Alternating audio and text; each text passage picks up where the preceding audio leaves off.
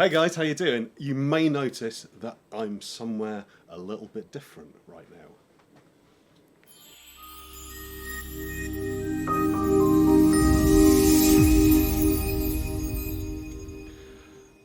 Just for the record, because I've got a baby under one, we have a support bubble and it's the Eastons. So we're actually technically part of the same household. So that's why I've not made Matt put a mask on. So, hi Matt. Hey folks. If you don't know Matt, firstly, where the have you been? And secondly, go check out his channel. He runs a channel where he talks about, well, weaponry, mainly. All sorts of stuff, yeah. So, what's the question we're going to discuss today? So, I was talking to Oz about this. I get asked a question a lot on my channel, and over the course of many years I've been asked this, and that is, what is the best martial art for people to study today for realistic self-defense on the street, potentially against unarmed attackers or potentially even against armed attackers with knives or whatever? Yeah, okay, so what's your thoughts? Well, so I mean, my first thought was I don't feel qualified to answer this. Okay, I've never done any sort of MMA. I've not done unarmed martial arts or any sort of. I've never done any modern martial arts actually. 25 years ago, I did a couple of years of kung fu. And you know, I've dabbled in bits of kind of HEMA, medieval kind of wrestling and stuff like that. But I'm a weapons guy, okay? I'm happy with a knife or a sword in my hand or a gun even, but I'm not so content if someone starts trying to grapple me and I don't have an implement to use. So in a self-defense situation, in a knife defense situation, you know, I always say to people, well, you need to look to things to kind of even the score. So improvised weapons, bits of, you know, things that might be around. But assuming that's not possible, and also in terms of training, I don't really know what to advise people. Now, a lot of people have asked me about MMA, and I don't feel qualified to answer that, but I think Oz might have some views on that.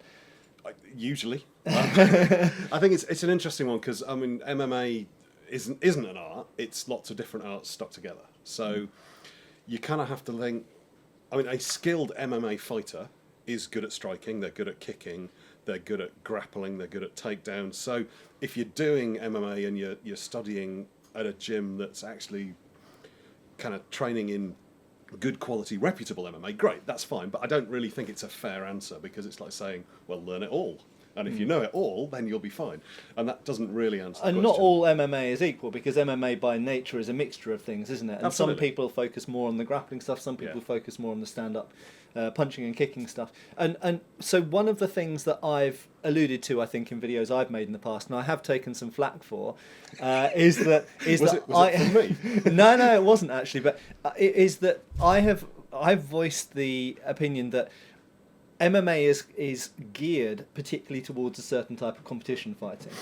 And therefore, whilst it does produce very rounded fighters and does give you a great repertoire, it doesn't necessarily teach you how to deal with a knife attack, for example, or other situations like that. It's an interesting point, and I kind of get what you're coming from, but I think the reality of the situation is that nothing actually does prepare you for a knife attack, and if the option to run away is there, then that's the option to take every step of the way. But you can't always run away. Well, you can't. So, and it always assumes that you're a faster runner than the assailant as well. So. Well, yeah, absolutely. Or the person you're with. Yeah, you know, absolutely. I don't have to beat them. I just have to be faster than you. You might be in a space you can't escape from, in a room or in a train carriage or whatever, or you might not be able to run away for physical reasons, or you might be protecting someone or whatever. So there are always going to be some situations where that's not an option.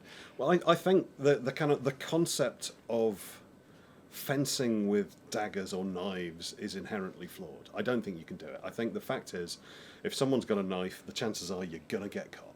Yeah. So what you need to do, you're not going to take it off them and disarm them and stay safe. I'd suggest the best thing to do is to hit them hard, hit them fast.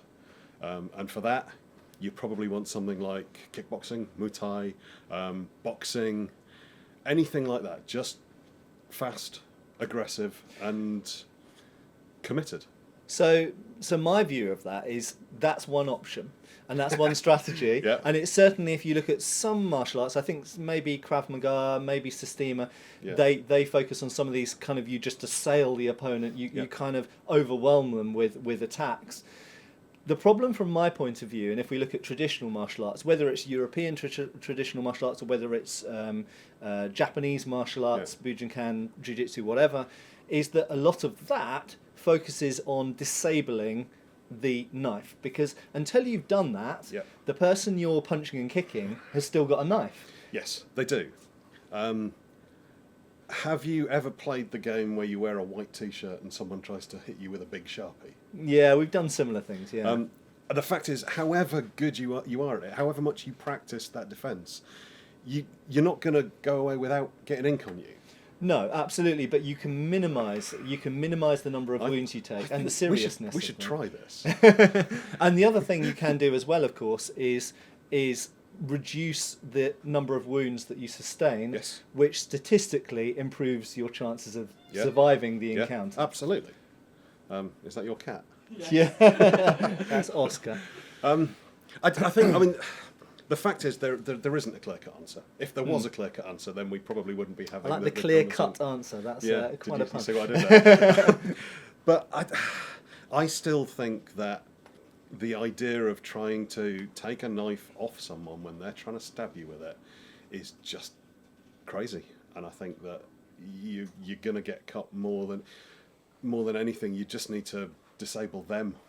And it's far easier to get them. I mean, there's definitely an argument to be made for that, for going for the computer, as it were, to try and knock out the control center. It doesn't even have to be that. I mean, your goal has to be to get away. The goal isn't to say, okay, you've got a knife, I haven't, let's have a fight and I'll beat you. The goal is to clear enough space that I can get away. And if that means I'm going to kick you in the side of the knee, if it means I'm going to hit you on the side of the jaw, whatever it is, I'm going to do it in order to give me that head start to get away. So, coming back to the original question, which modern martial arts or which traditional martial arts would you recommend? And bearing in mind, we've been talking about knife attacks here because that's kind of something that gets fixated upon on my channel, but this could be just a drunken person in the pub swinging punches at you, or it could be a couple of guys who ambush you who want to get your money off you or whatever, or it could be someone actually trying to stab you for some reason. So what martial art would you suggest someone study if they actually want to make themselves more effective at protecting themselves? I've been asked this question quite a lot, including by my adult daughter, and the answer is grappling, to be perfectly honest. If you can control your opponent's body, then you can win. So I have to say, so I know some people who straight out say kickboxing, for example, or Muay Thai. But my issue with that is, in my younger years when I used to go out a lot and stuff, I've seen a lot of drunken people having fights, and I have only ever seen someone knocked out once. And that's because a lot of punches don't land properly, or a lot of punches just don't do very much. A lot of kicks, they don't hit at the right distance. A trained professional fighter, that might be a different situation. But I've seen a lot of punches and kicks do basically nothing. Absolutely. And someone who's a good grappler can just basically absorb quite a lot of things, just move into grappling range and disable the other person. I think anybody that suggests that a striker will beat a grappler should go back and watch UFC 1. It proved fairly conclusively that when you put a bunch of people together with a vast array of different skills, the guy who was really good at ground fighting wins. Because it's quite easy to get someone on the ground if they're not a grappler too. There's one caveat I would say, or one exception I would say to that. And the problem is with the ground fighting stuff is the danger, first of all, of the actual danger of the environment. So streets are a lot harder than mats and other things like that. Curbs and lampposts and all of that, maybe broken glass, stuff like that on the floor. But secondly, multiple opponents. And I've always had a slight issue with fights spending a long time on the ground when someone else might come along and stamp on your head. That's in general why I would always recommend good quality catch wrestling over other grappling arts. Judo is great. Anything that's throw-based, I think, is great because, like you said, I can try and hit you with my fist, and it's quite difficult. actually, to hit somebody when they don't want you to. But it's really easy to hit them with the floor. The floor's a much bigger target. Absolutely, it doesn't move out of the way. And again, once they go down, that's it. They're effectively out of the game, And at least temporarily. I think, and the other flip side to what I said about the danger of the ground and of the environment, that has a flip side in that if you're throwing someone hard on the ground, it will have more effect if the ground is more offensive to them. So if it is a hard pavement, it's going to hurt them more or injure them more than throwing them onto a mat. Yeah, and I think most grapplers are quite happy on the ground, even if it isn't matted.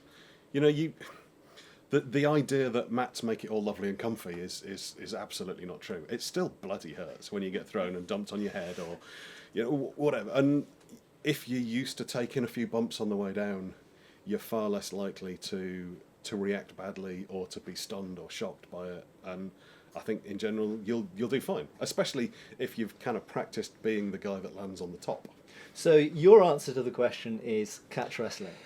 Yeah, probably is, Okay. to be honest. So my answer to the question would probably be MMA, which has a healthy mixture of grappling and of stand-up grappling, floor grappling, and stand-up kicking and punching. Did you see what he did there? He cheated. But, well, no, I mean, you can go to a modern MMA gym and you can do all of those things. But I think it's absolutely imperative, if you're looking at this from a self-defense point of view, to mix in at least some experience of simulated knife attacks.